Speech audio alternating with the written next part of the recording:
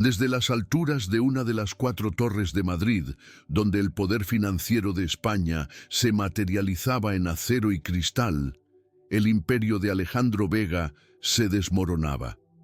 El aire en la sala de juntas del Grupo Vega, la legendaria constructora de su familia, era tan denso y frío que podía cortarse con un cuchillo. A través de los ventanales panorámicos, la ciudad se extendía como un tapiz de luces indiferentes al drama que se desarrollaba en la planta 37. Los directores, hombres de trajes caros y rostros pálidos, evitaban la mirada de su CEO, un joven de 35 años, cuya arrogancia habitual había sido reemplazada por una tensión afilada. Cada informe sobre la mesa, cada gráfico proyectado en la pantalla, era un clavo más en el ataúd de un legado construido durante generaciones. La suspensión de pagos no era una posibilidad lejana, sino un abismo que se abría a sus pies, listo para devorarlo todo. Alejandro sentía el peso de los ojos de su padre, fallecido años atrás, observándolo desde el retrato que presidía la sala. Un recordatorio constante de la grandeza que ahora se le escapaba entre los dedos como arena fina. El silencio era un enemigo más, un vacío que amplificaba el sonido de su propio fracaso. En ese escenario de desesperación contenida, donde las carreras y las fortunas pendían de un hilo, Alejandro Vega hizo algo que nadie podría haber previsto. Su mente, entrenada para calcular riesgos y analizar mercados, se desconectó de la lógica y se aferró a un impulso salvaje, un acto tan ilógico como respirar bajo el agua. Sus ojos, de un azul acerado que solía intimidar a sus rivales, barrieron la sala, pasando por encima de sus asesores financieros y sus abogados, ignorando por completo al círculo de poder que lo había rodeado desde que heredó el cargo. Su mirada se detuvo en un rincón discreto, casi invisible, donde una figura solitaria se movía con una eficiencia silenciosa. Era Sofía Álvarez, la empleada de la limpieza de 28 años que vaciaba con delicadeza las papeleras, ajena, o eso creían todos, a la tormenta que se cernía sobre ellos. Llevaba un uniforme sencillo, su cabello recogido en una coleta pulcra, y su presencia era tan discreta que la mayoría de los ejecutivos ni siquiera sabían su nombre. Para ellos era parte del mobiliario, un fantasma funcional que mantenía el brillo de su mundo sin formar parte de él. Fue entonces cuando la voz de Alejandro, grave y resonante, rompió el silencio sepulcral. No se dirigió a su director financiero ni a su jefe de operaciones. Se dirigió a ella. «Cásate conmigo y salva mi empresa». Las palabras quedaron suspendidas en el aire, absurdas, monumentales, como una grieta que se abre en el suelo de mármol. Los directores se giraron al unísono, sus rostros una mezcla de incredulidad y estupefacción. ¿Habían oído bien?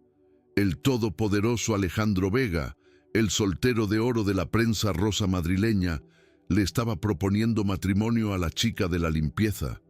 El tiempo pareció detenerse.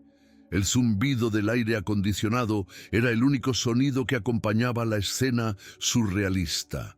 Sofía se quedó inmóvil, con una papelera medio llena en sus manos. Levantó la vista, y sus ojos oscuros, normalmente bajos y reservados, se encontraron con los de Alejandro. No había en ellos sorpresa ni miedo, ni confusión. Había una profundidad inesperada, una calma analítica que lo descolocó por completo. Era como si ella no solo hubiera entendido la propuesta, sino que también viera más allá, como si conociera el verdadero origen de la crisis y guardara la llave no solo para su salvación, sino para un misterio mucho mayor que él ni siquiera sospechaba. La vida de Sofía Álvarez era un universo paralelo al que se desarrollaba en los lujosos despachos del Grupo Vega. Cada noche, al terminar su turno, dejaba atrás el brillo artificial de las torres de oficinas y se sumergía en el corazón palpitante y real de Madrid, en un modesto piso del barrio de Vallecas. Allí, el olor a desinfectante era reemplazado por el aroma de las medicinas y el caldo de pollo. Su mundo no giraba en torno a las fluctuaciones de la bolsa, sino al ritmo frágil de la respiración de su madre, una mujer cuya vitalidad había sido mermada por una enfermedad que requería un tratamiento costoso, un tratamiento que las largas listas de espera de la seguridad social convertían en una utopía inalcanzable. Este era el motor de Sofía, la razón por la que había abandonado una prometedora carrera en Ciencias Económicas en la Universidad Complutense, donde sus profesores veían en ella una de las mentes más brillantes de su generación. Cada factura médica, cada visita al especialista, era un recordatorio del futuro que había sacrificado y del presente que la aplastaba con un peso insoportable. Para el mundo, Sofía era solo una sombra, una chica de la limpieza que se movía sin hacer ruido por los pasillos del poder. Pero detrás de su uniforme sencillo y su actitud discreta se escondía un intelecto formidable. Las noches en el Grupo Vega no eran solo un trabajo, eran su campo de estudio. Mientras los despachos quedaban en silencio, ella no solo limpiaba, observaba, leía los informes descartados, los borradores de proyectos, los análisis de mercado arrugados en las papeleras. Con la precisión de un cirujano, su mente unía las piezas de un rompecabezas que nadie más parecía ver. Veía patrones donde otros solo veían números. Detectaba inconsistencias en los balances que habían pasado desapercibidas para los auditores. Sin que nadie lo supiera, Sofía Álvarez había diagnosticado la enfermedad que estaba matando al Grupo Vega desde dentro. No era una simple empleada, era la única persona en todo el edificio que comprendía la verdadera naturaleza de la catástrofe, la única que veía la mano oculta que movía los hilos hacia la ruina. La propuesta de Alejandro, por tanto, no la había tomado completamente por sorpresa. Lo que había sorprendido a todos como un acto de locura, para ella era una variable desesperada en una ecuación que llevaba meses resolviendo en su cabeza. Al mirarlo a los ojos en aquella sala de juntas, no vio a un CEO arrogante, sino a un hombre acorralado, tan atrapado por las circunstancias como ella misma. La oferta, aunque envuelta en el absurdo de un matrimonio de conveniencia, representaba una oportunidad, una puerta de salida a su propia jaula de deudas y preocupaciones. Salvar su empresa podría significar salvar a su madre. Sin embargo, aceptar significaba sumergirse de lleno en un mundo de engaños corporativos, un nido de víboras donde su inteligencia podía ser su mayor arma o la razón de su destrucción. Los riesgos eran incalculables. Si fracasaban, Alejandro perdería el legado de su familia, pero ella perdería la única oportunidad de darle a su madre el tiempo que el dinero podía comprar. El juego era peligroso, y ella, que siempre había vivido en las sombras, tendría que aprender a moverse bajo los focos más brillantes y despiadados. El conflicto central que Sofía había identificado no era una simple crisis de mercado o una mala gestión, sino un sabotaje interno, metódico y letal. Licitaciones que se perdían en el último minuto por ofertas rivales que parecían conocer cada detalle de sus propuestas. Proyectos estrella que se desviaban de su presupuesto de forma inexplicable, sangrando recursos hasta volverse inviables. Y lo más grave, una fuga constante de información confidencial que acababa sistemáticamente en manos de la competencia, Alejandro, cegado por su orgullo y su formación empresarial clásica, buscaba enemigos fuera, en los tiburones de otros conglomerados, en las traiciones del mercado. No podía concebir que el veneno corriera por las venas de su propia organización, administrado por alguien en quien confiaba ciegamente. Para él, la traición era un concepto externo, una batalla que se libraba en el campo abierto de los negocios, no en los pasillos que recorría cada día. Para Sofía, el dilema era aún más profundo. La propuesta de Alejandro no era solo un contrato, era un pacto con un mundo que la había despreciado y marginado. Aceptar significaba ponerse una máscara, interpretar el papel de la prometida de uno de los hombres más poderosos de Madrid. La expondría al escrutinio voraz de la prensa rosa, a las miradas críticas de una alta sociedad que jamás la aceptaría. Cada gesto sería analizado, cada palabra juzgada. Su vida en Vallecas, su madre enferma, todo su pasado, se convertiría en material para titulares sensacionalistas. La farsa del compromiso la obligaría a vivir una mentira a tiempo completo, a navegar en aguas infestadas de hipocresía y falsedad. ¿Podría mantener su integridad en un entorno así? ¿Podría luchar por la verdad mientras vivía una mentira tan grande? La pregunta no era solo si podía salvar su empresa, sino si podría salvarse a sí misma en el proceso. En el corazón de la conspiración, aunque Alejandro aún no lo sabía, se encontraba Ricardo Montenegro, el director financiero del Grupo Vega. Un hombre de cabello plateado y sonrisa paternal. Había sido el mentor de Alejandro desde la muerte de su padre, la figura en la que siempre había confiado, el pilar sobre el que creía que se sustentaba la empresa. Públicamente, Ricardo era la encarnación de la lealtad, un consejero sabio y un segundo padre para Alejandro. Pero en privado era un hombre consumido por un rencor antiguo, una envidia que había fermentado durante décadas. Estaba convencido de que el padre de Alejandro le había robado sus ideas más brillantes durante la burbuja inmobiliaria para fundar el imperio que ahora dirigía su hijo. Sentía que la fortuna, el poder y el reconocimiento que ostentaban los Vega le pertenecían por derecho, y cada día que pasaba a la sombra de Alejandro era una nueva afrenta a lo que consideraba una injusticia histórica. La motivación de Ricardo no era la simple codicia, era la venganza, una venganza fría y meticulosamente planeada. Su objetivo no era solo enriquecerse, sino destruir a Alejandro, despojarlo de todo lo que amaba y representaba, para luego erigirse como el salvador de las cenizas de la empresa. Operaba con la precisión de un maestro del engaño. Manipulaba los balances con una habilidad que engañaba a los auditores más expertos, desviaba fondos a través de una red compleja de sociedades fantasma en paraísos fiscales y, lo más importante, filtraba la información más sensible a un fondo de inversión rival. Lendus había prometido entregarles el Grupo Vega en bandeja de plata a cambio de una cosa: el control total de la nueva entidad. Para Ricardo, Sofía no era más que una pieza insignificante en el tablero, una molestia menor.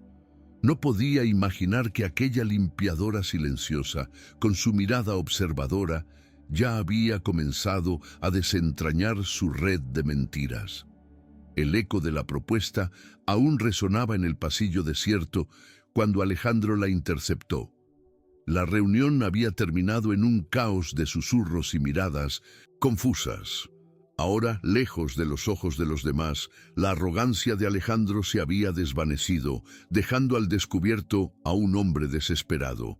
La miró, realmente la miró por primera vez, no como a una empleada, sino como a su única y extraña esperanza. Le explicó la situación con una crudeza que nunca usaba con sus directores. Le habló del legado de su padre, de los cientos de familias que dependían de la empresa, de la inminente catástrofe. No era una orden, ni siquiera una propuesta de negocios. Era una súplica. Sé que parece una locura, dijo con la voz rota por una vulnerabilidad que nunca había mostrado. Pero algo en tu mirada, en esa sala, me dijo que tú entendías algo que los demás no ven. Ayúdame, Sofía. Ayúdame a salvarlo todo. La pregunta quedó flotando entre ellos, una decisión que podría reconstruir un imperio o destruir dos vidas para siempre. Esta historia te emocionará y te recordará cómo un instante de desesperación puede abrir la puerta a un destino inesperado. Nos enseña que el valor y la inteligencia a menudo se esconden donde menos lo esperamos. Si crees que más personas necesitan escuchar relatos que desafían las apariencias y celebran la fuerza interior, suscríbete al canal. Tu apoyo nos ayuda a seguir compartiendo mensajes que inspiran y dan esperanza. Sofía no respondió de inmediato. El silencio que siguió a la súplica de Alejandro fue más denso y pesado que el que había reinado durante la desastrosa reunión. En su mente, las palabras del CEO se mezclaban con el rostro cansado de su madre, con el zumbido de los monitores del hospital y con el peso de las facturas que se acumulaban en la mesa de su cocina en Vallecas. No era una propuesta de matrimonio, era una transacción desesperada, un trueque de almas en el epicentro de una crisis.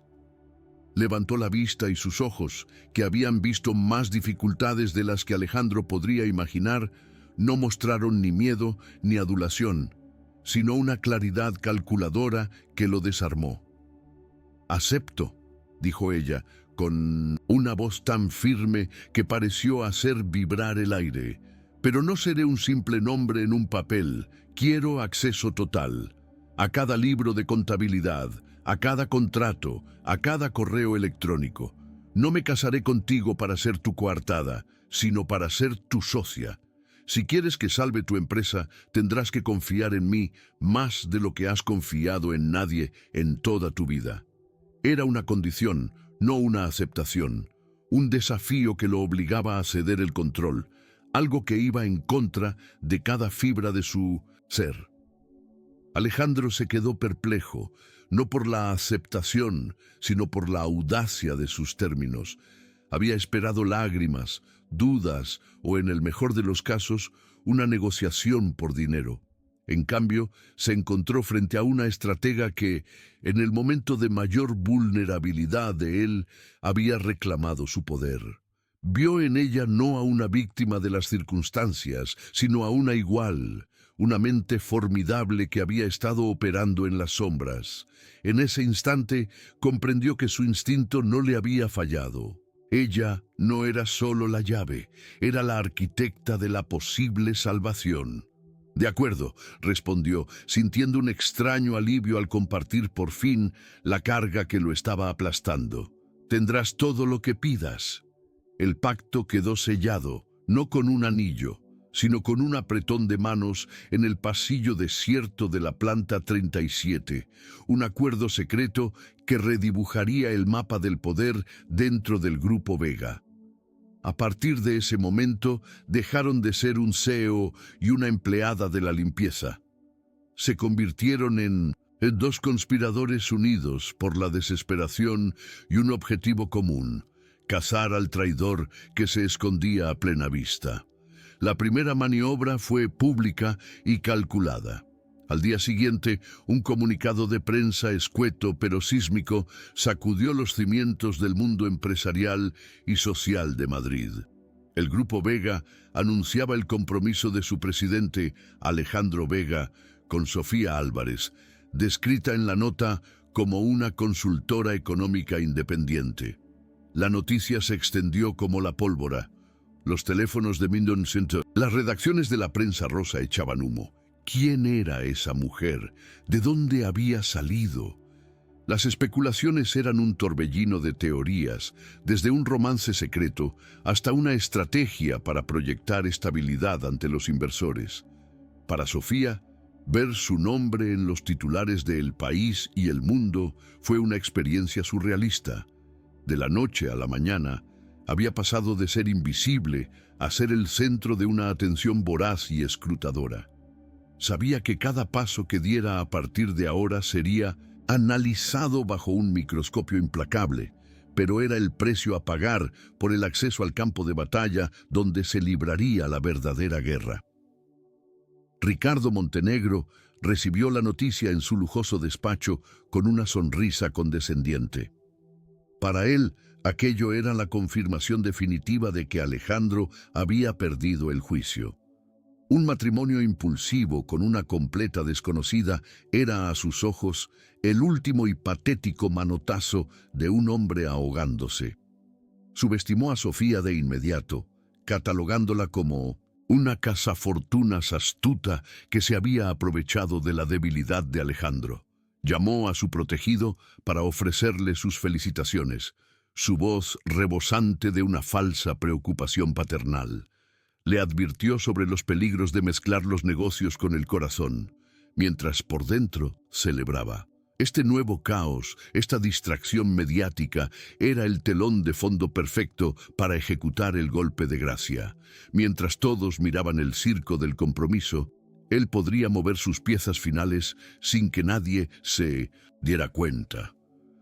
No podía imaginar que la mujer a la que consideraba un peón insignificante era, en realidad, la reina que estaba a punto de poner en jaque toda su operación. El traslado de Sofía al ático de Alejandro en el Paseo de la Castellana fue tan abrupto como su compromiso. El apartamento era un espacio vasto y minimalista, un templo de cristal, acero y mármol, que parecía más una galería de arte moderno que un hogar. Las vistas panorámicas de Madrid eran impresionantes, pero el ambiente era frío, impersonal, un reflejo del hombre que lo habitaba. Para Sofía, el contraste con su pequeño y cálido piso de Vallecas, lleno de libros, y el olor a las medicinas de su madre, era abrumador.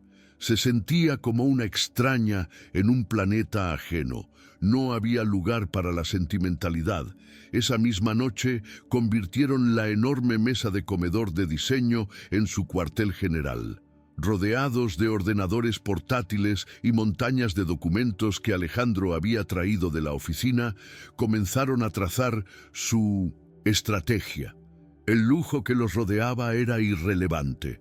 Estaban en una trinchera, y la guerra por el alma del Grupo Vega acababa de comenzar. La primera sesión de trabajo se prolongó hasta el amanecer. Alejandro, acostumbrado a que sus analistas le presentaran informes resumidos, observó con una mezcla de escepticismo y fascinación cómo Sofía se sumergía en los datos brutos. Su mente se movía a una velocidad vertiginosa, conectando hojas de cálculo, cruzando referencias de contratos y encontrando discrepancias que habían pasado desapercibidas para equipos enteros de auditores. Señaló con el dedo una serie de sobrecostes en un proyecto de infraestructura en Valencia. Parecen pequeños, un 3 o un 4%, aquí y allá. Pero si los sumas en los últimos 18 meses, estamos hablando de millones de euros desviados a través de subcontratas que parecen no existir. Alejandro se inclinó para mirar y por primera vez vio la hemorragia que estaba desangrando su empresa, no como un concepto abstracto en un informe, sino como una herida abierta y purulenta que Sofía acababa de exponer a la luz. Su respeto por ella creció exponencialmente en aquellas horas nocturnas. Ya no era una apuesta desesperada, era su mejor y única arma. La vida a veces coloca obstáculos que parecen imposibles de superar, y justo cuando creían haber encontrado un hilo del que tirar, el nudo se apretó con una fuerza brutal. Una llamada a primera hora de la mañana les informó de que las obras del proyecto de Valencia habían sido paralizadas por orden judicial. Una denuncia anónima, presentada a través de una asociación ecologista de reciente creación, alegaba irregularidades en el impacto medioambiental. era un golpe devastador, diseñado para dañar la reputación del Grupo Vega y para asfixiar una de sus principales fuentes de ingresos. El ataque era quirúrgico, preciso y venía claramente desde dentro. Es en estas horas oscuras cuando descubrimos de lo que somos capaces. Si alguna vez has enfrentado un momento así o conoces a alguien que necesita escuchar este mensaje, suscríbete y comparte. Historias como esta pueden inspirar a quien más lo necesita. Sin tiempo que perder, tomaron el primer AVE a Valencia. El viaje en tren fue tenso y silencioso, cada uno perdido en sus pensamientos. Para Alejandro, volver al campo, al barro de una obra, era un recordatorio de sus inicios junto a su padre. Para Sofía, era la primera vez que salía del entorno teórico de los números para enfrentarse a las consecuencias reales del sabotaje. La obra paralizada era un paisaje desolador, grúas inmóviles como esqueletos de dinosaurios, montañas de material de construcción abandonado y el silencio antinatural donde debería haber el bullicio de cientos de trabajadores. Se reunieron con el jefe de obra, un hombre curtido y leal a la familia Vega, cuyo rostro reflejaba una profunda frustración. «Nos han tendido una trampa, señor Vega», dijo. Los inspectores llegaron con todo preparado. Sabían exactamente dónde buscar, qué papeles pedir. Alguien les dio un mapa. Mientras Alejandro se ocupaba de la burocracia y las llamadas a los abogados, Sofía se dedicó a lo que mejor sabía hacer: buscar patrones en el caos. Pidió acceso a todos los registros de la obra, desde las facturas de los proveedores hasta los partes de entrada y salida del personal. Pasó horas en una caseta prefabricada, con el olor a polvo y a café rancio, escudriñando documentos que todos consideraban triviales. Fue entonces cuando encontró la anomalía, la empresa de transportes que había suministrado la grava para los cimientos, una de las subcontratas con sobrecostes que había identificado en Madrid. Tenía como administrador único a un hombre cuyo nombre le resultó vagamente familiar. Una búsqueda rápida en Internet confirmó su sospecha. Era el cuñado de uno de los asistentes personales de Ricardo Montenegro. No era una prueba concluyente, pero era el primer eslabón de una cadena que, estaba segura, conducía directamente al director financiero. De vuelta en Madrid, la investigación financiera tuvo que ser puesta en pausa para enfrentar un nuevo frente de batalla, el social. La tía de Alejandro, Beatriz de la Serna, matriarca no oficial de la familia y una de las reinas de la alta sociedad madrileña, había exigido una cena para conocer a la misteriosa prometida de su sobrino. Beatriz era una mujer de sonrisa gélida y lengua afilada, cuyo veredicto podía encumbrar o destruir reputaciones en los salones más exclusivos de la capital. Para ella, el compromiso de Alejandro con una desconocida sin apellido ni pedigrí era, en el mejor de los casos, una excentricidad preocupante y, en el peor, un desastre social. La cena no era una bienvenida, era un interrogatorio, un tribunal donde Sofía sería juzgada por un jurado de familiares y amigos que veían en ella a una usurpadora. Alejandro la previno: no intentes impresionarla, sé tú misma. Pero ¿quién era ella misma en ese mundo de apariencias? La cena tuvo lugar en un reservado del restaurante Orcher, un bastión de la tradición y el poder. Sofía, con un vestido sencillo pero elegante que Alejandro había insistido en comprarle, se sentía como un pez fuera del agua. Las preguntas de Beatriz eran como estocadas envueltas en seda, diseñadas para ponerla en evidencia, para descubrir sus orígenes humildes, para hacerla tropezar. Le preguntaron por sus estudios, su familia, sus aficiones, esperando encontrar fisuras en la fachada de consultora económica. Pero Sofía no cayó en la trampa. Respondió con una honestidad serena y una inteligencia que los descolocó. No ocultó que venía de un barrio trabajador, pero lo enmarcó en una narrativa de esfuerzo y superación. Cuando le preguntaron por su opinión sobre la crisis del sector de la construcción, ofreció un análisis tan lúcido y bien fundamentado que hasta el marido de Beatriz, un banquero de inversión, se quedó en silencio, impresionado. Salió de la cena sin haber ganado su afecto, pero sí su desconcertado respeto. Había superado la prueba. Mientras Sofía lidiaba con las víboras sociales, Ricardo preparaba su siguiente ataque en el tablero corporativo. Convocó una reunión de urgencia del Consejo de Administración.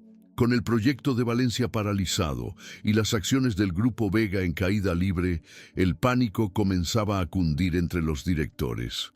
Ricardo, con su habitual calma paternal, presentó un panorama desolador. Argumentó que la única forma de conseguir la liquidez necesaria para sobrevivir era vender uno de los activos más valiosos de la compañía, un vasto terreno en las afueras de Madrid, calificado como no urbanizable y mantenido en los libros por un valor muy inferior al real. Lo presentó como un sacrificio doloroso pero inevitable para salvar el resto de la empresa. Lo que nadie en esa sala sabía, excepto él, era que una recalificación urbanística estaba a punto de ser aprobada en secreto, multiplicando el valor del terreno por 100. Planeaba venderlo a precio de saldo a una sociedad instrumental controlada por sus socios en la sombra. Sofía se enteró de la propuesta de venta esa misma noche y todas las alarmas en su cabeza se dispararon. Algo no encajaba. Pasó la noche en vela, cruzando los planos del terreno con los registros del catastro y los planes de expansión urbanística del Ayuntamiento de Madrid que había conseguido a través de un contacto anónimo. Fue entonces cuando lo vio. El trazado de una nueva línea de cercanías pendiente de aprobación final pasaba justo por el borde del terreno de los Vega, lo que garantizaba su recalificación inminente. Ricardo no estaba intentando salvar la empresa, estaba intentando perpetrar el robo del siglo delante de sus narices. Corrió al despacho de Alejandro, con los planos en la mano. No puedes dejar que lo venda. No es un salvavidas, es el botín final. Nos está robando la joya de la corona. La urgencia en su voz era palpable. La reunión del consejo para aprobar la venta era en menos de 12 horas. A veces, todo lo que necesitamos es una oportunidad o alguien que crea en nosotros. En ese momento, Alejandro se sintió abrumado. La presión del consejo, la lógica financiera de Ricardo, el peso del legado de su padre, todo lo empujaba a aceptar la venta. Parecía la única salida sensata. Vio la duda en sus ojos, el agotamiento de un hombre que lleva demasiado tiempo luchando solo. Sofía se acercó y por primera vez su gesto no fue el de una socia, sino el de algo más cercano.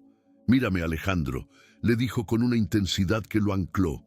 «Has confiado en los números y en los hombres de traje toda tu vida, y te han traicionado. Por una vez, confía en mí. Confía en lo que hemos descubierto juntos. No dejes que te ciegue el miedo. Es en esos momentos que la vida comienza a cambiar. Si crees que todos merecen una oportunidad, suscríbete y ayuda a esparcir mensajes como este. Juntos podemos hacer la diferencia». Las palabras de Sofía actuaron como un revulsivo. Alejandro sintió una oleada de claridad, una furia fría que desplazó al miedo. Se dio cuenta de que durante años había estado siguiendo el guión que otros habían escrito para él, principalmente Ricardo. Por primera vez, iba a tomar una decisión basada en su propio instinto y en la confianza que había depositado en aquella mujer extraordinaria. En la reunión del consejo, la atmósfera era de funeral. Ricardo expuso sus argumentos con una lógica aplastante. Cuando llegó el momento de la votación, todos esperaban que Alejandro como presidente diera su visto bueno. En cambio, se puso de pie. «No», dijo, su voz resonando con una autoridad que nadie le había oído antes. «No vamos a vender. Esta propuesta queda retirada de la mesa».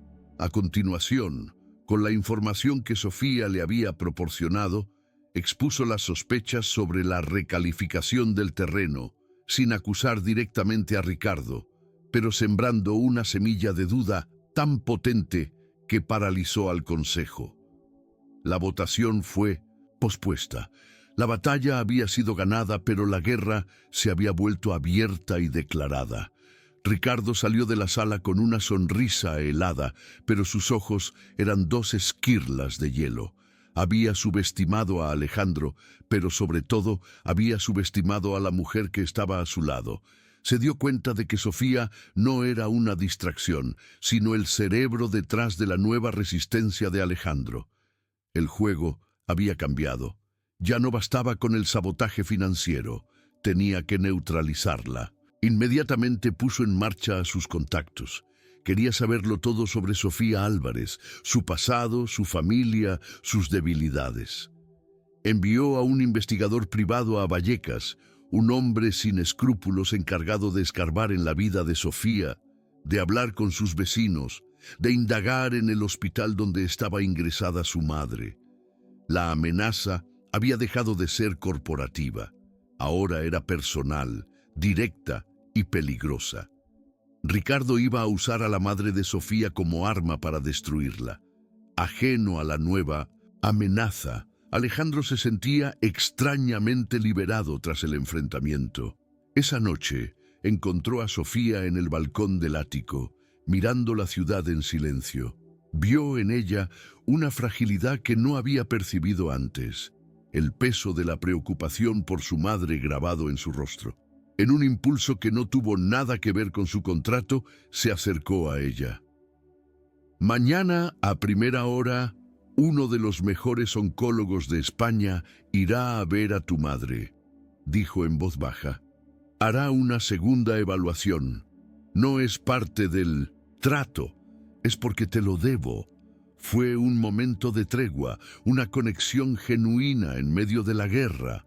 Sofía lo miró y en sus ojos había una gratitud tan profunda que las palabras sobraban.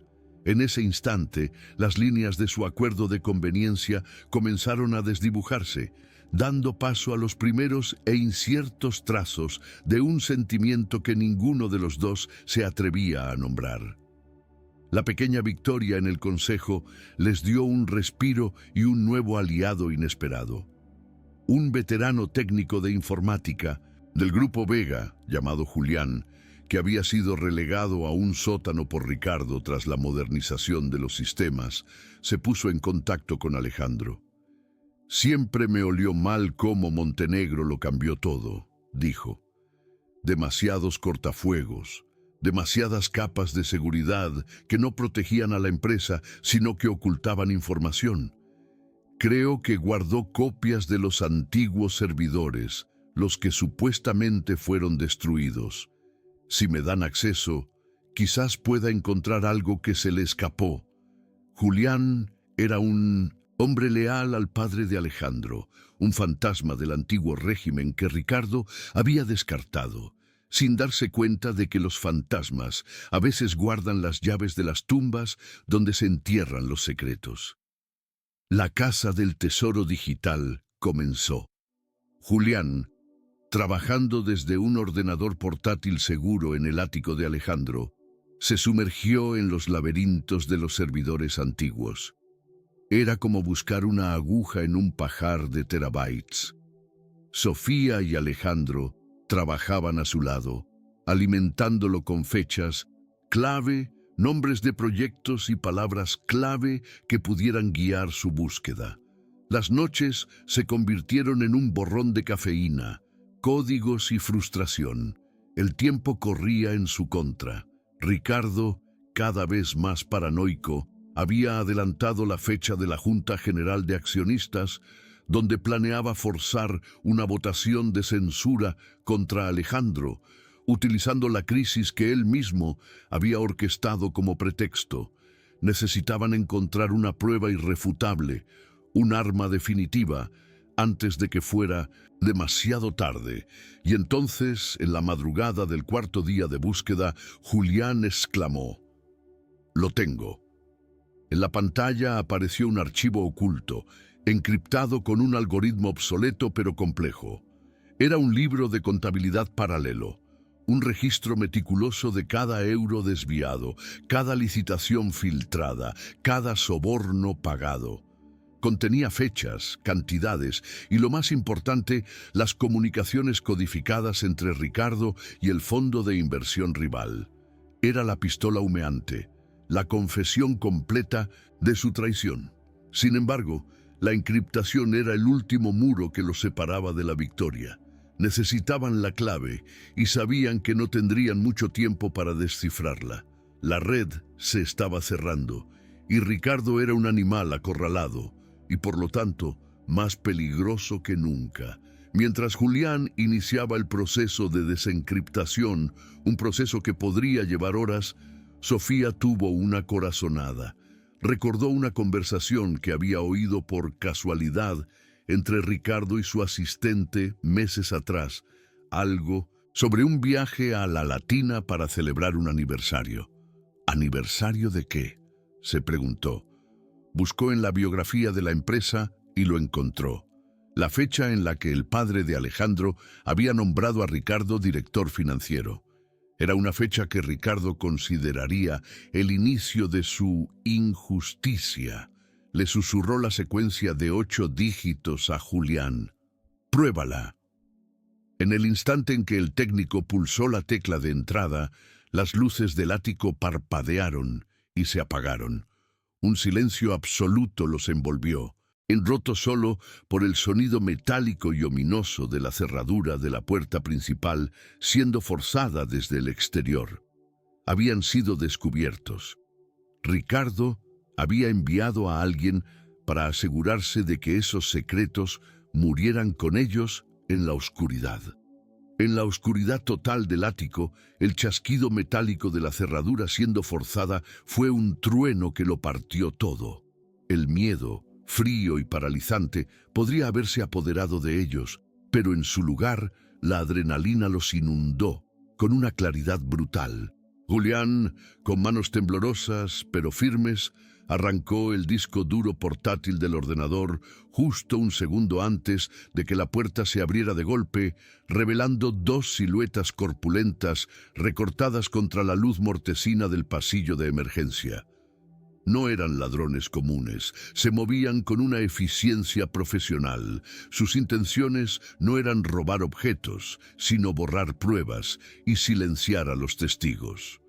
Alejandro reaccionó por instinto, colocando su cuerpo como un escudo frente a Sofía, y el anciano, técnico, su mente de estratega calculando las escasas probabilidades de una confrontación física. Sin embargo, fue Sofía quien vio la única salida posible. Mientras los intrusos avanzaban hacia la luz del monitor del portátil aún encendido, ella agarró una pesada estatuilla de bronce de una mesa auxiliar y con una fuerza que no sabía que poseía, la lanzó contra los ventanales panorámicos que daban a la terraza. El estruendo del cristal al hacerse añicos fue ensordecedor, una invitación a que el mundo exterior se percatara del asalto que estaba teniendo lugar en la cima de Madrid. El caos fue su mejor aliado. El sonido de la alarma de seguridad, activada por la rotura del cristal, comenzó a aullar por todo el edificio. Una sirena estridente que desorientó a los asaltantes por un instante crucial. Ese fue el momento que aprovecharon.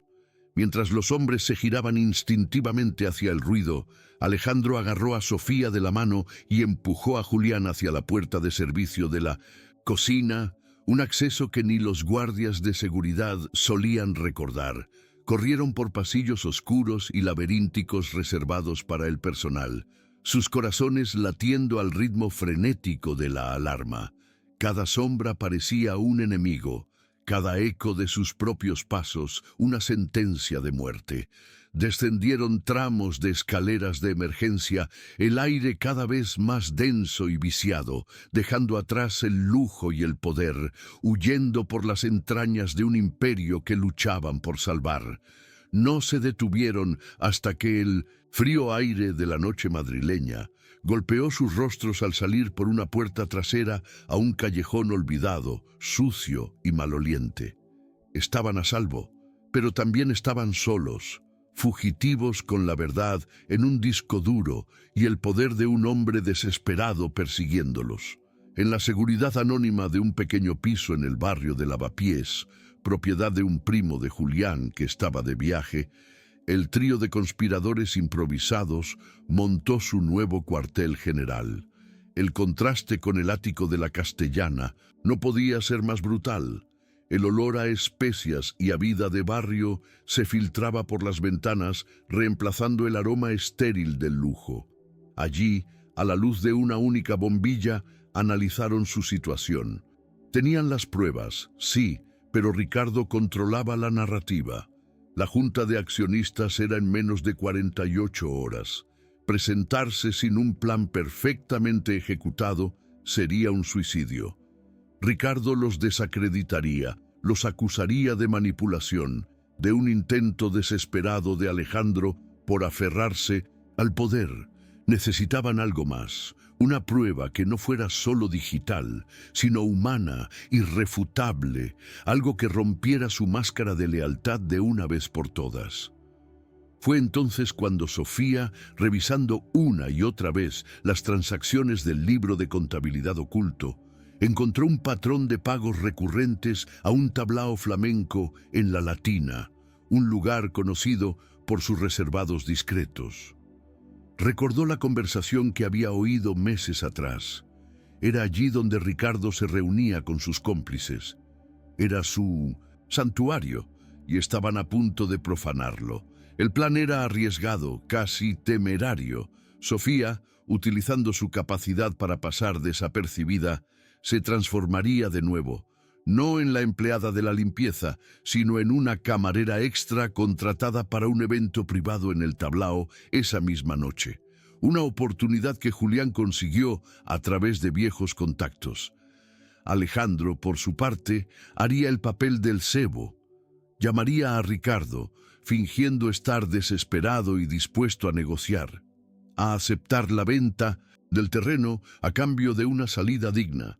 Propondría un último encuentro cara a cara para sellar el acuerdo. Sabía que Ricardo, arrogante en su victoria inminente, no podría resistirse a la oportunidad de humillarlo una última vez. El lugar del encuentro sería el reservado del tablao, el mismo lugar donde tejía sus traiciones. Sofía estaría allí, sirviendo vino, con un micrófono oculto, lista para grabar la confesión que sellaría su destino. La tensión era insoportable. Un solo error, una mirada fuera de lugar, y todo estaría perdido. Sofía no solo arriesgaba el futuro de la empresa, sino su propia vida. La atmósfera del tablao era un torbellino de pasión y duende. El zapateado furioso sobre el escenario, el quejido profundo del cantaor, todo creaba una cortina de sonido perfecta para la traición. Sofía se movía entre las mesas con una calma exterior que desmentía el pánico que sentía por dentro. Vio a Ricardo llegar, su rostro una máscara de falsa compasión. Poco después, llegó Alejandro, interpretando a la perfección su papel de hombre derrotado. Sofía le sirvió una copa de vino, sus manos firmes a pesar del temblor de su alma. Colocó la bandeja sobre una mesa cercana, activando el dispositivo de grabación. A través del murmullo de la música y las conversaciones pudo oír la voz de Ricardo, venenosa y triunfante. Lo has hecho bien en rendirte, Alejandro. Tu padre era un sentimental, pero tú al menos sabes cuándo has perdido. Y luego, las palabras que lo condenarían. El fondo de inversión tomará el control la semana que viene. Yo me quedaré con todo. El Grupo Vega será mío, como siempre debió ser. La confesión era clara, brutal y estaba grabada. Sofía se retiró en silencio, con el corazón en un puño, llevando en su bolsillo la prueba que lo cambiaría todo.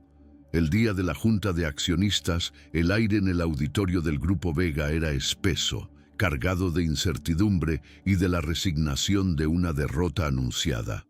Los rostros de los accionistas eran sombríos. Los periodistas afilaban sus plumas para escribir el obituario de un imperio. Ricardo Montenegro presidía la mesa desde el escenario, su semblante grave, el de un hombre que asume una carga pesada por el bien de todos. Comenzó su discurso, una obra maestra de la manipulación, hablando de sacrificios necesarios, de decisiones difíciles para garantizar la supervivencia. La votación para aprobar la venta hostil y destituir a Alejandro era inminente. Justo cuando Ricardo iba a pedir que se procediera a votar, las puertas del fondo del auditorio se abrieron de par en par. Alejandro y Sofía entraron, no como fugitivos, sino con la determinación de quienes saben que la verdad está de su lado. El silencio que se produjo fue absoluto. Todas las cabezas se giraron, las cámaras se enfocaron, y Ricardo, por primera vez, perdió la compostura, su rostro palideciendo al verlos. «No habrá ninguna votación», dijo Alejandro, su voz resonando con una autoridad recuperada, una fuerza que nadie esperaba. «Se ha acusado a mi gestión de llevar a esta empresa al borde del abismo. Pero la enfermedad que casi nos destruye no ha sido la incompetencia, sino la traición, y el traidor ha estado sentado entre nosotros todo este tiempo». Todas las miradas se clavaron en Ricardo, quien intentó reírse, desestimando la acusación como el delirio de un hombre desesperado. Es entonces cuando Sofía subió al escenario. Con una serenidad que contrastaba con el caos que estaba a punto de desatar, conectó un pequeño dispositivo al sistema de proyección. No era la prometida de un CEO ni una empleada de la limpieza. Era una fuerza de la naturaleza. «Damas y caballeros», dijo con una voz clara y firme, «durante meses el Grupo Vega ha sido desangrado desde dentro. Permítanme mostrarles cómo». Y en las pantallas gigantes que flanqueaban el escenario, comenzó a proyectarse el libro de contabilidad paralelo, las rutas del dinero desviado, las sociedades fantasma, la red de corrupción tejida por Ricardo, explicada con una lucidez devastadora. El auditorio contuvo el aliento. Los números y los gráficos contaban una historia de engaño tan metódica y fría que helaba la sangre. Ricardo, lívido, gritaba que eran falsificaciones, que era una conspiración para manchar su nombre. Sus negaciones eran cada vez más estridentes, más desesperadas. La gente dudaba. El caos amenazaba con imponerse. Fue entonces cuando Sofía hizo su movimiento final. A veces, los números no son suficientes para convencer a los corazones de los hombres. A veces necesitan oír la verdad de la propia boca del traidor. Y con esas palabras pulsó el play.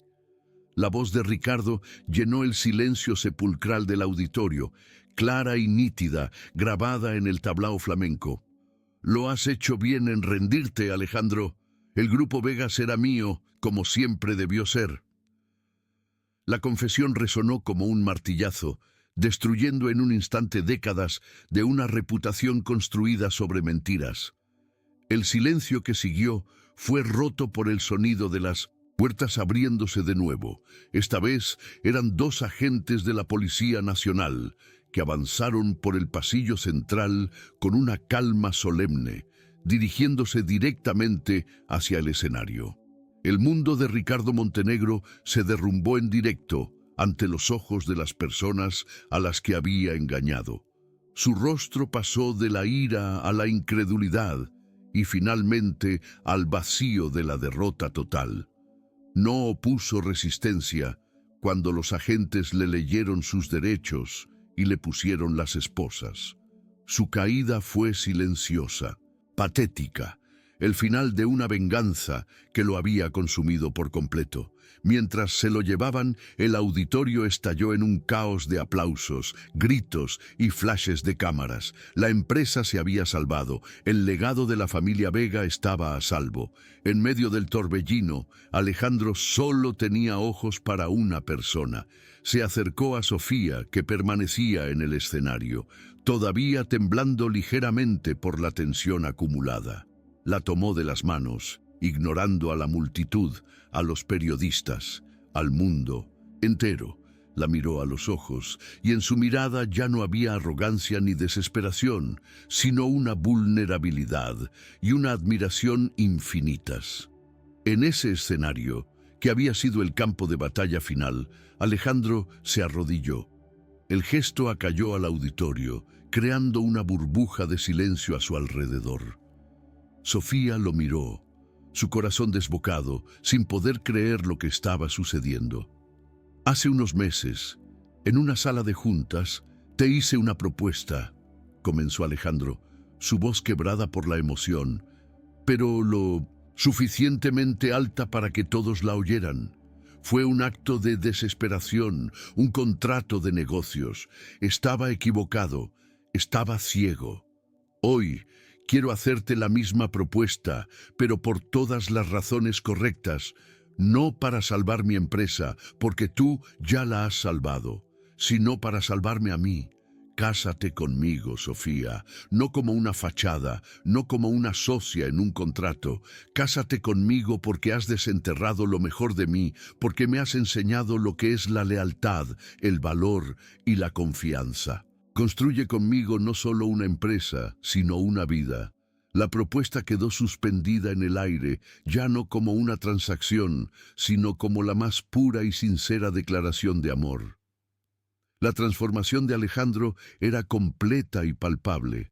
El hombre que una vez vio a las personas como activos y pasivos, ahora se arrodillaba, ofreciendo su corazón sin condiciones, reconociendo que su mayor activo no eran los edificios ni las cuentas bancarias, sino la mujer que tenía delante. Había comenzado su viaje buscando un salvavidas para su imperio y había encontrado en cambio a la arquitecta de su propia redención. Había aprendido que la verdadera fuerza no residía en el control y el poder, sino en la capacidad de ser vulnerable, de confiar y de amar. Su propuesta no era el final de una crisis, sino el comienzo de un nuevo legado, uno que no se construiría sobre el hormigón y el acero, sino sobre el respeto mutuo, la admiración y un amor forjado en el fuego de la adversidad. El mundo entero los observaba conteniendo la respiración, esperando la respuesta de la mujer que había pasado de las sombras a reescribir el destino de todos. Sofía, por su parte, había completado su propio arco de transformación. La observadora silenciosa, la estratega en la sombra, ahora estaba en el centro del universo que una vez limpió desde los márgenes. Había encontrado su voz, su poder, y había demostrado a sí misma y al mundo que su valor nunca estuvo definido por su uniforme o su dirección postal, sino por su intelecto, su coraje y la integridad de su corazón. Al mirar a Alejandro arrodillado ante ella, no vio a un CEO todopoderoso, sino a un hombre, su compañero, su igual. Había luchado no solo por salvar a su madre o por conseguir justicia, sino por el derecho a construir su propio futuro, un futuro donde no tendría que esconderse ni disculparse por ser quien era. La pregunta de Alejandro no era solo una propuesta de matrimonio, era la validación de todo lo que ella era y de todo lo que podían llegar a ser juntos. El clímax de su batalla había terminado, pero el verdadero comienzo de su historia estaba a punto de empezar con una sola palabra. Las lágrimas brotaron en los ojos de Sofía, no de tristeza ni de miedo, sino de una abrumadora sensación de catarsis, como si la presa que había contenido años de lucha, de sacrificio silencioso y de anhelos postergados, finalmente se hubiera roto. El mundo a su alrededor se desvaneció en un murmullo borroso. Los flashes de las cámaras eran estrellas distantes, los aplausos una marea lejana. Solo existía él, Alejandro, arrodillado ante ella, no como el CEO que le había ofrecido un contrato, sino como el hombre cuya alma ella había ayudado a desenterrar de debajo de capas de arrogancia y dolor. Su propuesta no era un eco de la primera, sino su antítesis. La primera fue una transacción nacida de la desesperación en la cima de una torre de cristal. Esta era una súplica nacida del amor en medio de las ruinas de una traición. Vio en sus ojos el reflejo de su propio viaje, la mujer invisible que se había atrevido a ser vista, la mente brillante que había reclamado su lugar. La respuesta no necesitaba ser pensada, pues ya estaba grabada en cada fibra de su ser desde aquel instante en el balcón en que él le ofreció ayuda para su madre, no como parte del trato, sino como un acto de pura humanidad. Con una voz que temblaba, pero que resonaba con toda la certeza de su corazón, susurró una sola palabra que selló no solo su futuro, sino la refundación de un nuevo legado. Sí. El sí de Sofía fue casi inaudible, pero resonó en el auditorio con la fuerza de una explosión. Un estallido de júbilo y aplausos, mucho más sonoro y genuino que el anterior, inundó la sala. Alejandro se levantó, su rostro iluminado por una felicidad tan pura que lo transformaba por completo, y deslizó en el dedo de Sofía no un anillo de compromiso comprado a toda prisa, sino el antiguo sello de la familia Vega, el mismo que su padre le había entregado en su lecho de muerte, un símbolo del legado que ella no solo había salvado, sino que ahora compartiría. Se abrazaron en el escenario, una imagen poderosa que sería la portada de todos los periódicos al día siguiente. El magnate redimido y la genio anónima, ya no como salvador y salvada, sino como iguales, como socios, como el epicentro de una nueva era. Entre la multitud, Julián lloraba abiertamente. Sus lágrimas eran de gratitud y de justicia poética por el legado del viejo Vega. Incluso Beatriz de la Serna, observando desde la primera fila, permitió que una minúscula y casi imperceptible sonrisa se dibujara en sus labios. No era aprobación, todavía no, pero era un innegable gesto de respeto hacia la mujer que había demostrado tener más agallas y cerebro que todo el Consejo de Administración junto. La batalla había terminado y en el campo de la victoria el amor había florecido como la más inesperada y resistente de las flores. Salir del edificio fue como atravesar un huracán. Una multitud de periodistas, cámaras y curiosos se agolpaba en la entrada, un mar de rostros y micrófonos que coreaban sus nombres. Meses atrás, habrían buscado una salida trasera, moviéndose como sombras para proteger su secreto. Ahora caminaban de frente, juntos, sin nada que ocultar. Alejandro, que siempre había despreciado a la prensa, ahora la enfrentaba con una calma sorprendente, su mano firmemente entrelazada con la de Sofía, un ancla en medio de la tormenta mediática. No respondió a las preguntas sobre Ricardo ni sobre la crisis. En su lugar hizo una única declaración, su voz clara y firme por encima del clamor. Hoy, el Grupo Vega no solo ha sobrevivido a una traición, sino que ha renacido. Y este renacimiento tiene un nombre: Sofía Álvarez. Ella no es solo mi prometida, es el futuro de esta compañía. Sus palabras no eran una simple presentación, eran una coronación. Sofía, que siempre había vivido al margen, ahora estaba en el centro, no como un apéndice de Alejandro, sino como una líder por derecho propio. Soportó los flashes no con timidez, sino con una dignidad serena, la misma que había mostrado en la sala de juntas y en el escenario. Ya no era invisible, era invencible. De vuelta en el ático, el silencio que los recibió era diferente.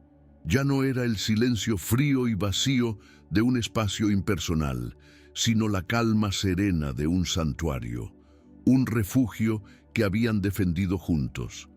Las pruebas de su guerra nocturna, tazas de café vacías, documentos esparcidos, el contorno del cristal roto en el ventanal, ahora cubierto temporalmente, eran los vestigios de la batalla ganada. Se quedaron de pie en medio del salón, la adrenalina finalmente comenzando a disiparse, dejando tras de sí un agotamiento dulce y una profunda sensación de paz.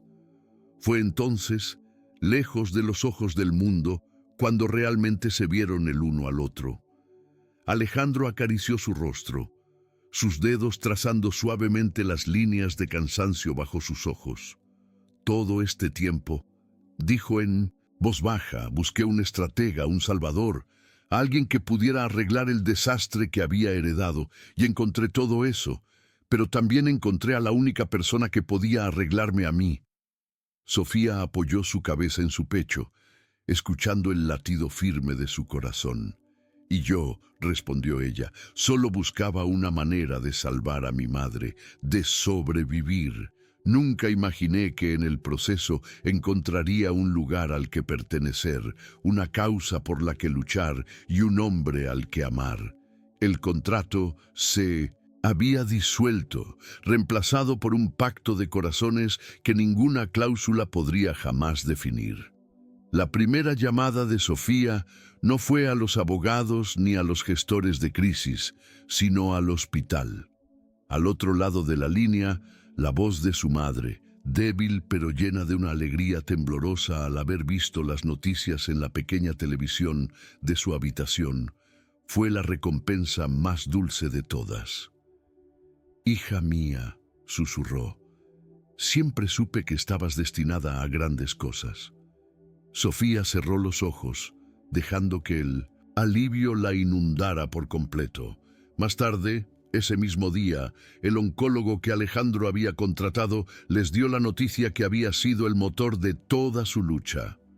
El nuevo plan de tratamiento, una terapia innovadora y costosa que ahora podían permitirse sin dudarlo, ofrecía un pronóstico excepcionalmente esperanzador.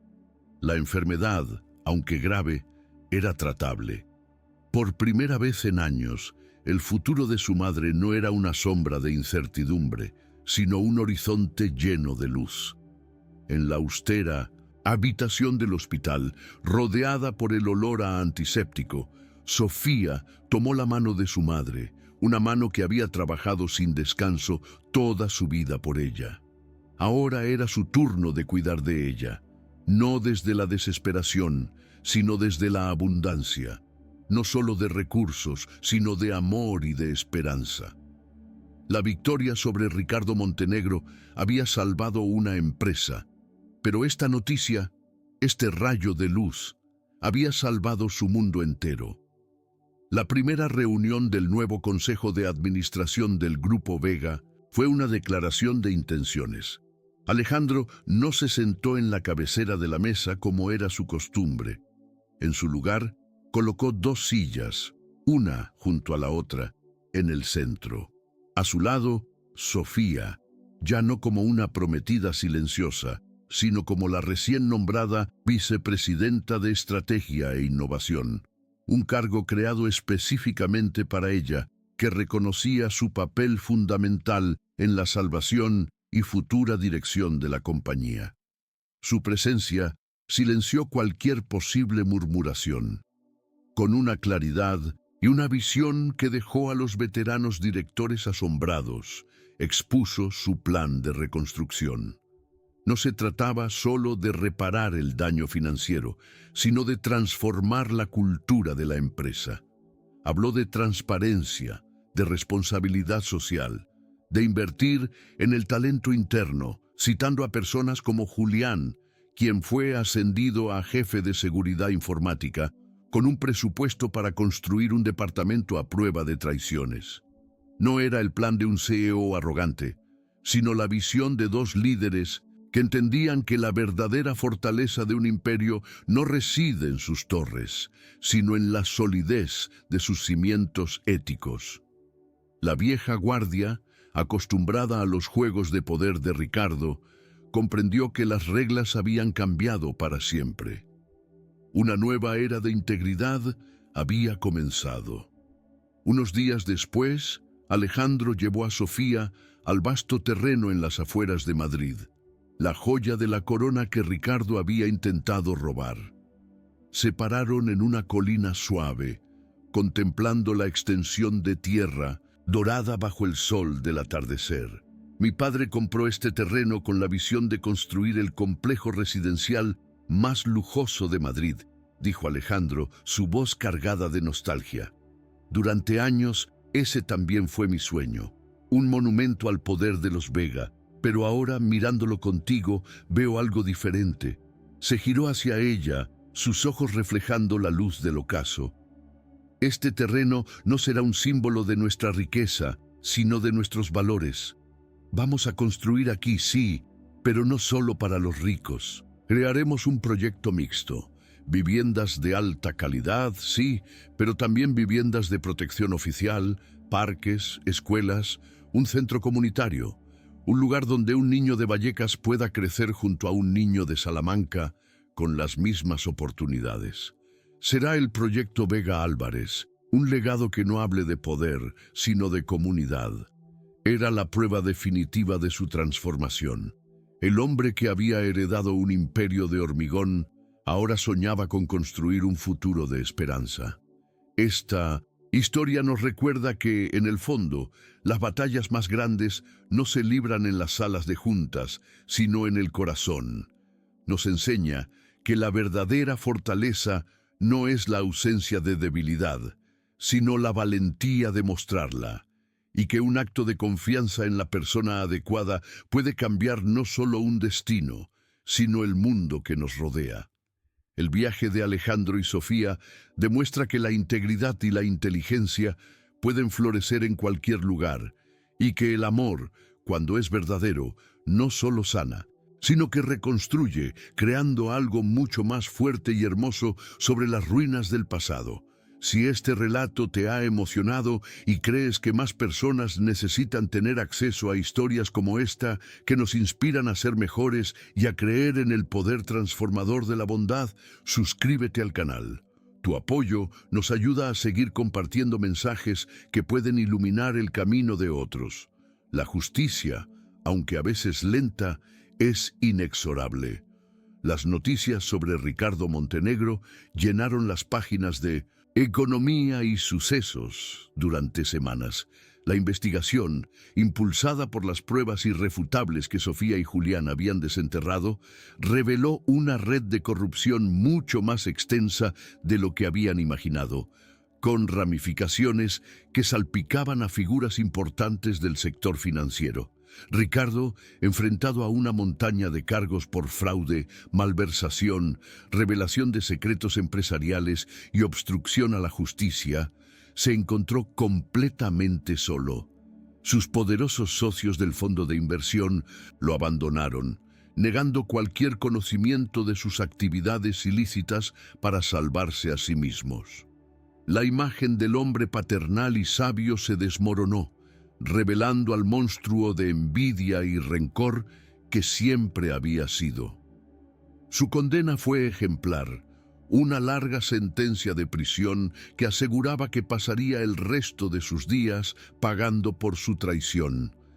Para Alejandro y Sofía, la noticia no fue motivo de celebración, sino de un cierre solemne. La oscuridad había sido purgada, no con venganza, sino con la simple y aplastante fuerza de la verdad, permitiéndoles por fin mirar hacia adelante sin tener que volver a vigilar sus espaldas. Una tarde de domingo, varias semanas después de la tormenta, Alejandro se encontró en un lugar que nunca habría imaginado: el pequeño y acogedor piso de Vallecas. El aire olía a guiso casero y a la alegría serena de la normalidad recuperada. La madre de Sofía, visiblemente más fuerte y con un brillo renovado en los ojos, estaba sentada en su sillón favorito, tejiendo mientras les contaba historias de la infancia de su hija. Alejandro, el CEO que una vez dominó Madrid desde una torre de cristal, estaba sentado en un sofá un poco hundido, escuchando con una sonrisa genuina, sintiéndose más en casa que en su propio ático. Sofía salió de la cocina con una bandeja de café y lo miró, una mirada cargada de un amor profundo y tranquilo. En ese momento, en la simplicidad de esa escena doméstica, comprendieron la verdadera dimensión de su victoria.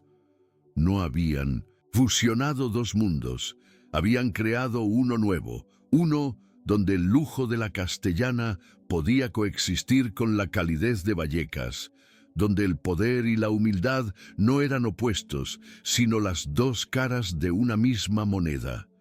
Su viaje no había terminado con la salvación de una empresa, sino con la construcción de un hogar, un verdadero hogar, forjado no en el acero y el cristal, sino en la inquebrantable aleación del respeto, la confianza y el amor. La boda de Alejandro y Sofía no fue el acontecimiento social del año que toda la prensa rosa esperaba. En lugar de un fastuoso despliegue en una finca de lujo, eligieron la discreta elegancia del Real Monasterio de las Descalzas Reales, un remanso de paz y de historia en el corazón de Madrid. La lista de invitados era un fiel reflejo de su nueva realidad, un mosaico donde los directivos del Grupo Vega, con sus trajes de corte impecable, se mezclaban con los vecinos de Vallecas, vestidos con sus mejores galas y una alegría sincera que llenaba el aire de una calidez inusual en esos círculos. La madre de Sofía, radiante y visiblemente recuperada, ocupaba el primer banco, su mirada llena de un orgullo que trascendía cualquier barrera social. No hubo discursos grandilocuentes sobre fusiones empresariales ni alianzas de poder. En su lugar, Alejandro, con una voz despojada de toda arrogancia, habló de cómo la verdadera riqueza no se mide en balances, sino en la valentía de confiar, y de cómo Sofía no solo había salvado su legado, sino que le había dado uno nuevo por el que valía la pena vivir. Fue un pacto sellado no ante el poder financiero de Madrid, sino ante las personas que realmente importaban, un testimonio de que su unión era la construcción más sólida y valiosa que jamás emprenderían. El regreso al Grupo Vega, ahora como marido y mujer, y como presidente y vicepresidenta, marcó el inicio de una revolución silenciosa pero imparable. La cultura del miedo y la opacidad que Ricardo había cultivado durante años fue demolida ladrillo a ladrillo, reemplazada por una política de puertas abiertas y transparencia radical. Sofía, con su conocimiento íntimo de las entrañas de la empresa, implementó un programa de promoción interna basado en el mérito y no en el favoritismo, dando oportunidades a talentos ocultos en los departamentos más olvidados, como Julián. Crearon un fondo de ayuda para los empleados que enfrentaran emergencias médicas o familiares, una iniciativa inspirada directamente en la lucha personal de Sofía, asegurando que nadie en la compañía tuviera que elegir entre su trabajo y el cuidado de sus seres queridos. Alejandro, por su parte, se convirtió en un líder que escuchaba, que bajaba al barro de las obras no para inspeccionar, sino para conversar con los trabajadores, aprendiendo sus nombres y sus historias. El Grupo Vega dejó de ser simplemente una constructora para convertirse en una comunidad, y su rentabilidad, contra todo pronóstico de los viejos analistas, se disparó, demostrando que la humanidad y la eficiencia no solo no estaban reñidas, sino que eran las dos caras de la misma moneda del éxito sostenible. La recuperación completa de la madre de Sofía fue la piedra angular sobre la que se construyó su nueva felicidad. Libre de la angustia financiera y con acceso al mejor tratamiento posible, su vitalidad regresó con una fuerza sorprendente. Pronto, el pequeño piso de Vallecas volvió a llenarse de vida, de risas y del aroma de sus guisos que se convirtieron en una cita ineludible para Alejandro cada fin de semana. Verla pasear por los jardines del proyecto Vega Álvarez, ya en sus primeras fases de construcción, fue para Sofía el cierre de un círculo perfecto. La mujer que había sacrificado su futuro por ella, ahora podía contemplar el legado que su hija estaba construyendo, un legado que garantizaría que otras familias no tuvieran que pasar por su misma angustia. La victoria ya no era abstracta, ya no se trataba de números en una hoja de cálculo o de titulares. En la prensa, tenía el rostro sonriente de su madre, el calor de su abrazo, la certeza de que la batalla más importante de todas, la batalla por la vida y la dignidad, había sido ganada de la forma más rotunda y hermosa posible. El proyecto Vega Álvarez se convirtió en mucho más que un desarrollo inmobiliario. Fue el manifiesto físico de su nueva filosofía. En la ceremonia de colocación de la primera piedra, frente a autoridades, inversores y futuros residentes de toda clase social, Alejandro y Sofía presentaron un modelo que revolucionaría el sector. No se trataba solo de mezclar viviendas de lujo con protección oficial, sino de crear una comunidad integrada, con espacios verdes compartidos, centros culturales y educativos de acceso universal, y un programa de becas financiado por una parte de los beneficios de las ventas de los pisos más caros. Queremos construir hogares, no solo casas, declaró Sofía en su discurso, su voz firme y llena de convicción. Queremos demostrar que una ciudad puede crecer sin dejar a nadie atrás, que la rentabilidad puede y debe ir de la mano de la responsabilidad social.